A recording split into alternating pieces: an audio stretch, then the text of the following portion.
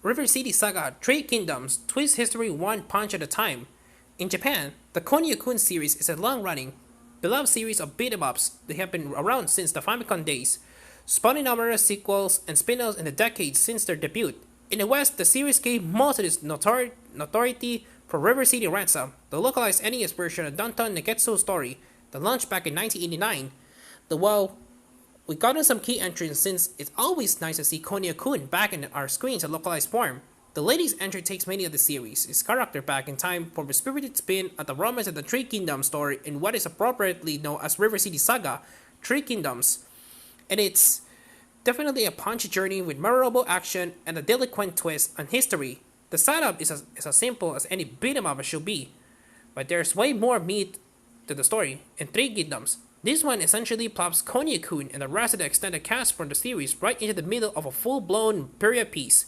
With Konyo-kun taking the lead as Guan Yu, everyone else had their own correlating character.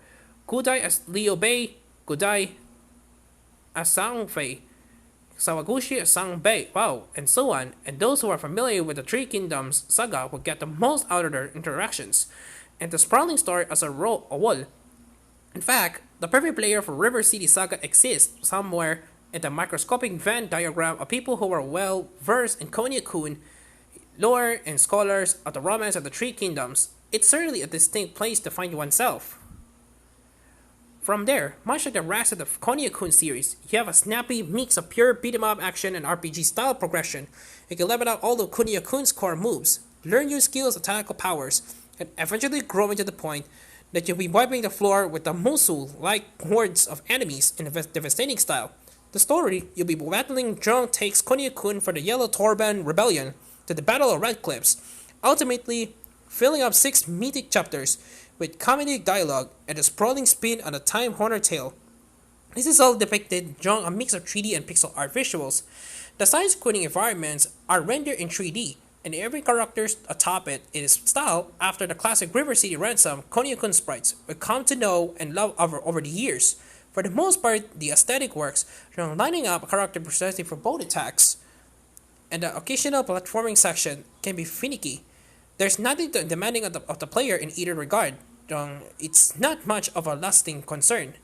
Common River City Saga is as involved as you want it to be. You can make it join the game with a fairly basic assortment of punch and kick commands and powers, or you can spend time purchasing all of the available scrolls to vary your arsenal to the fullest extent.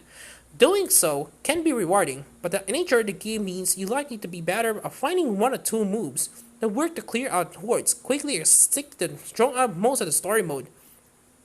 This holds especially true thanks to the fact that enemies are very quick to stun lock Konyo-kun if it gets in too close at the wrong time. Once you approach a large group and get knocked down a few times, your only recourse is to roll back out and try it all over again. After you eventually unlock a punch that has more range, you're not going to want to switch back to anything else. This can make combat a little repetitive, but unleashing special attacks that take out whole swats of foes never gets old.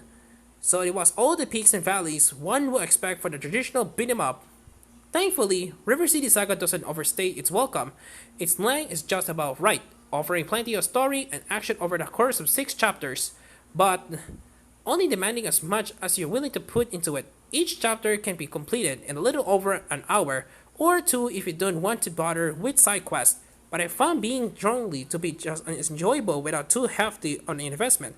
Completing most of the optional missions along the way will all but ensure that you're over leveled for everything that comes after, but there's more to dive into after the main game. If you want an even beefier challenge, there are suddenly other retro modern beat-em-ups to choose from at the moment, but if you find yourself anywhere near the aforementioned Venn diagram, or even if you just happen to catch a nostalgic wave for the Konyo-kun aesthetic, River City Saga Three Kingdoms is well worth your time.